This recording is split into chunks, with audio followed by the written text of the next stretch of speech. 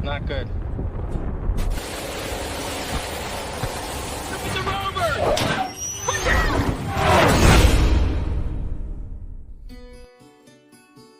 Assalamualaikum Sobat Baku Hantam dimanapun kalian rebahan. Kembali bersama saya, si Bob.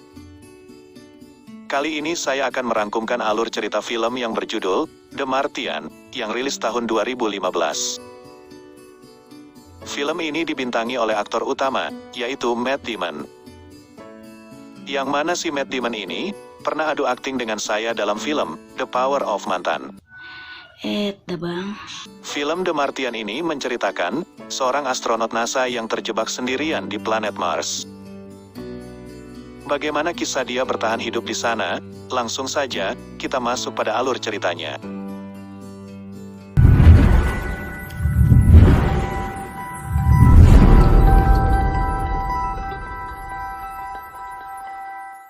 Di awal film, diperlihatkan para kru pesawat Hermes sedang menjalankan misi yang bernama Ares-3. Misi itu bertujuan untuk meneliti tanah di area planet Mars. Ketika beberapa astronot sedang di luar pesawat untuk mengambil sampel tanah, si Beth yang berada di dalam ruang penelitian, dia melihat akan adanya badai besar, dan menyarankan para kru yang sedang berada di luar untuk masuk ke dalam dan memeriksa badai tersebut. Commander, you should come inside. You're gonna want to see this. What is it? Dikarenakan badai tersebut sangatlah besar, Komandan Louis memutuskan membatalkan misi dan memerintahkan para kru masuk ke dalam roket untuk meninggalkan planet Mars. Prep emergency departure. Ketika mereka menuju roket, Mark yang berada di barisan belakang terkena puing antena pemancar. Mark pun terhempas dari barisan dan hilang kontak dengan rekan-rekannya. Komandan Louis berusaha mencari Mark, namun karena keadaan yang tidak memungkinkan, para awak kru dengan berat hati meninggalkan tempat tersebut. Some signal on Watney. Dan juga mereka menganggap Mark sudah tewas karena badai. Mark is dead.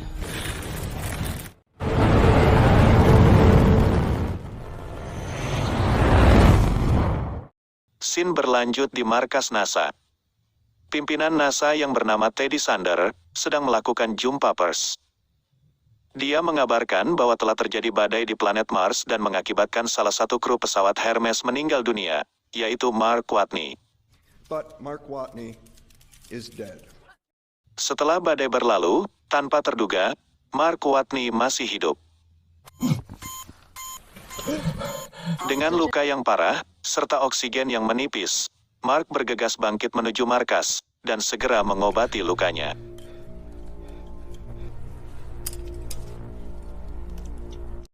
Di dalam markas, Mark melakukan perekaman video atau vlog untuk dokumentasi. Ia mengabarkan bahwa ia masih hidup. Namun, Mark tidak bisa berkomunikasi dengan kru dan pihak terkait. I'm alive. The primary communications antenna broke off. Sambil merenung, Mark berpikir bagaimana dia mampu bertahan hidup di sana. Ia juga menghitung persediaan makanannya. Mark yang hanya seorang diri, ia mendapat ide gila yaitu mencoba menanam kentang di tanah tandus nan gersang planet Mars. Ia bergegas membuat kebun sendiri di dalam markasnya. Dengan memanfaatkan tanah tandus planet Mars, dan juga kotoran yang ada di tempat pembuangan, untuk dijadikan pupuk.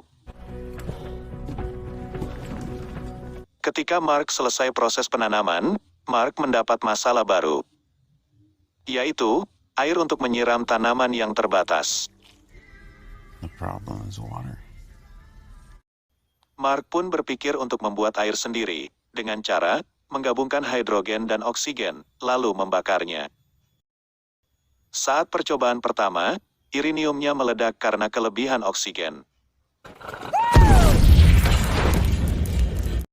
Mark pun kembali mencoba dengan menurunkan kadar oksigen. Because I'm stupid. Dan pada akhirnya, Mark berhasil menciptakan air. Okay.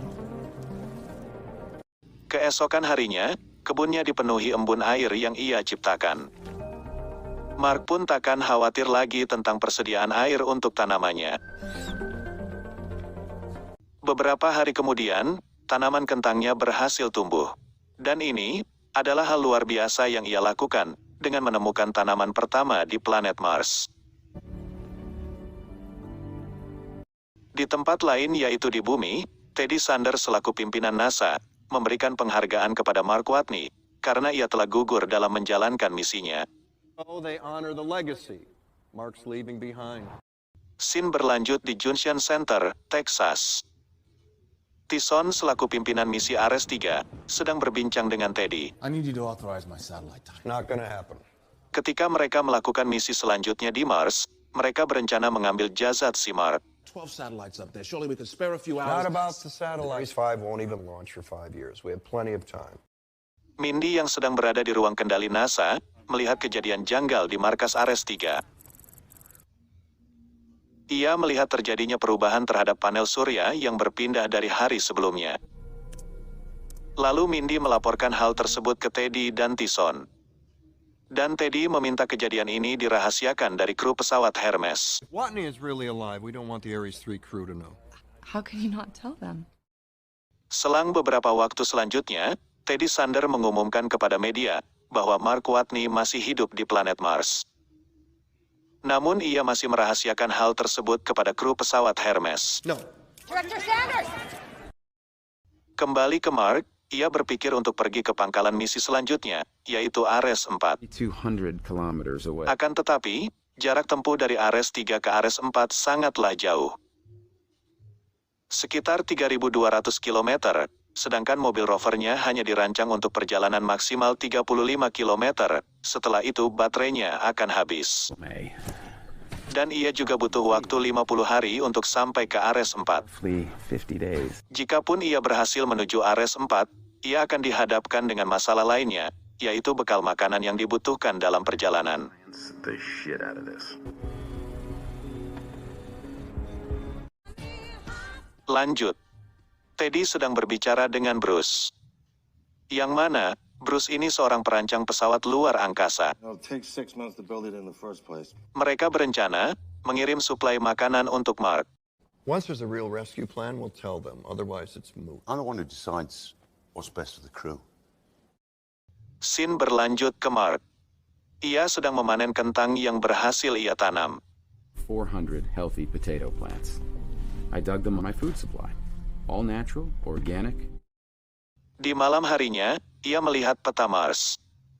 Tiba-tiba, ia mengingat sesuatu dan mengetahui apa yang harus ia lakukan. I know what I'm gonna do. Keesokan harinya, ia pergi ke tempat yang ia ingat tersebut. Di kantor NASA, para petugas melihat pergerakan Mark Watney. Dan Tyson pun menyadari bahwa Mark pergi untuk mengambil sesuatu, I need a map. yaitu Pathfinder, di mana sebuah alat untuk berkomunikasi dari planet Mars ke bumi.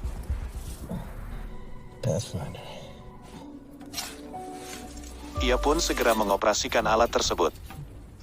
Akhirnya, selang beberapa menit, Mark berhasil menerima sinyal dari bumi. Hal itu membuat Mark senang. Lalu, Mark berpikir bagaimana caranya berkomunikasi dengan mereka. Dia pun mendapat ide dengan cara heksadesimal, Hexadecimals. Hexadecimals to the rescue. yaitu dengan meletakkan beberapa huruf di sekeliling alat Pathfinder. Hal itu bertujuan agar dapat berinteraksi dengan petugas yang berada di bumi. Akhirnya, Mark berhasil dan dapat berkomunikasi dengan makhluk di bumi. Dan NASA menyarankan Mark untuk dapat berkomunikasi melalui mobil rover dengan cara meretas Pathfinder. Dan rencana itu pun berhasil. Pathfinder. If I hack a tiny bit of code. Tyson dan Mark mulai berkomunikasi. Mark pun menanyakan bagaimana dengan awak kru pesawat Hermes yang lain. Dan Tyson memberitahukan Mark bahwa mereka masih belum mengetahui Mark masih hidup, dan pihak NASA merahasiakannya. Mendengar hal itu, Mark sedikit kesal. Yeah? Oh my god. Scene berlanjut pada kru pesawat Hermes. Mereka mendapatkan kabar bahwa Mark masih hidup. Mark Watney's still alive. Mendengar hal tersebut, para kru merasa bersalah karena telah meninggalkan Mark sendirian. Here are the basics. He's He's alive. I left him behind. Singkat cerita, pihak NASA merencanakan pengiriman suplai makanan kepada Mark Watney. I want to announce we're launching some supplies to him next year during the... Malam harinya, Mark yang sedang menuju markas perkebunannya. Tiba-tiba, terjadi kebocoran dan membuat markasnya hancur.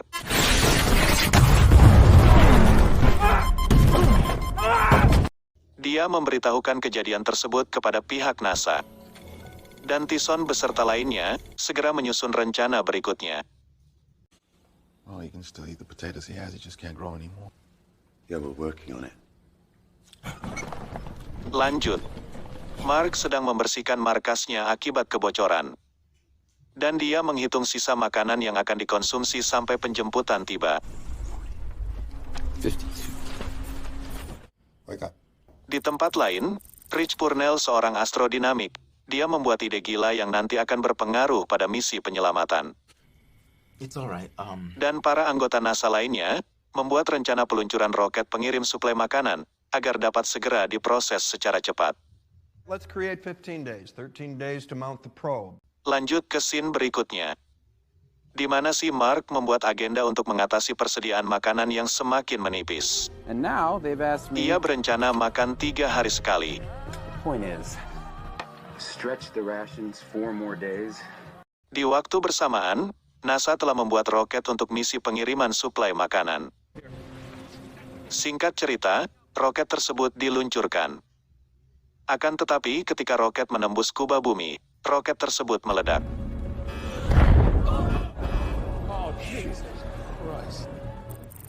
Pihak CNSA atau China National Space Association yang mengetahui pihak NASA telah gagal meluncurkan roket pengiriman, mereka memberi bantuan kepada NASA untuk menyelesaikan misi ini.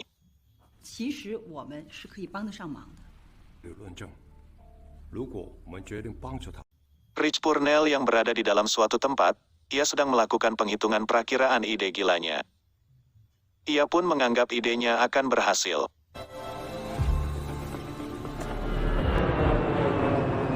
Singkat cerita, Rich Purnell pergi ke markas NASA. Dia menyampaikan kepada pihak NASA tentang ide gilanya.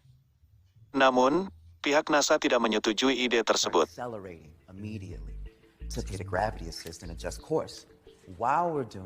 Get out. Lanjut. Rich Purnell telah meretas saluran komunikasi Hermes, dan dia memberi pesan kepada kru pesawat Hermes tentang rencana gilanya. Would it work?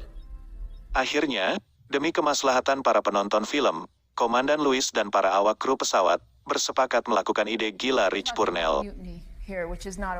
Akan tetapi, status mereka akan dianggap sebagai pemberontak NASA.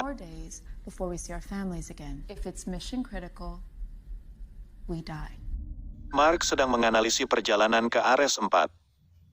Dia juga mengikuti rencana rekannya, yaitu dengan menaiki roket dari Ares 4 menuju orbit planet Mars, dan secara bersamaan, akan ditangkap oleh pesawat Hermes yang mengitari planet Mars. And I guess they catch me? Mark memodifikasi mobil rovernya untuk perjalanan menuju Ares 4. Beberapa waktu kemudian, Mark yang terlihat kurus, dia bersiap akan meninggalkan markasnya untuk pergi ke Ares 4. Mark Watney, space pirate. Di dalam perjalanannya, si Mark terus mengirit makanannya agar cukup sampai ke Ares 4. Di sisi lain, petugas NASA menyampaikan bahwa gravitasi di Mars sangatlah kuat.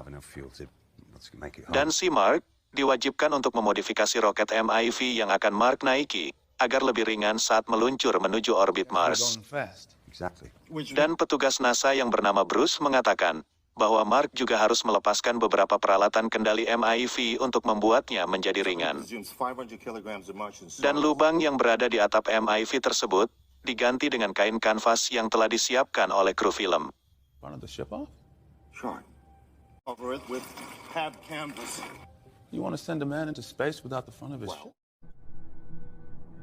Sesampainya Mark di Ares 4, ia memodifikasi MIV sesuai perintah NASA.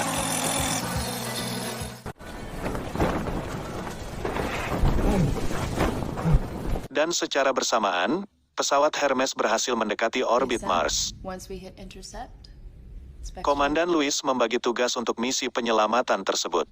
well, we may have some leeway. And it'll be 52 minutes before intercept. Misi penyelamatan dimulai. Goes wrong. Let's go get our boy.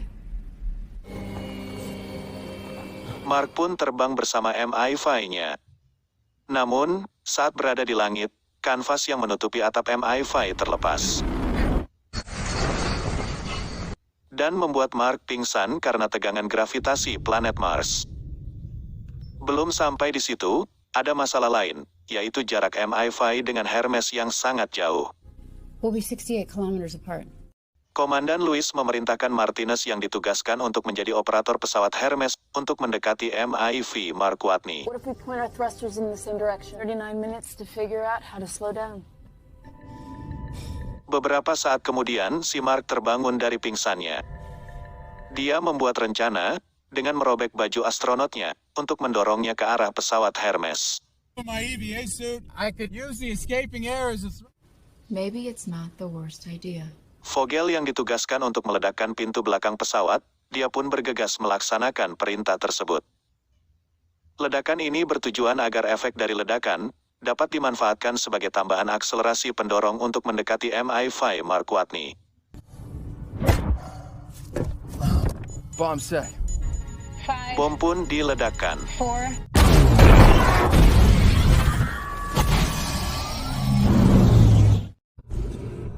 Dan Komandan Louis mulai mendekati Mark. I visual on the map. Secara bersamaan, Mark merobek baju astronotnya.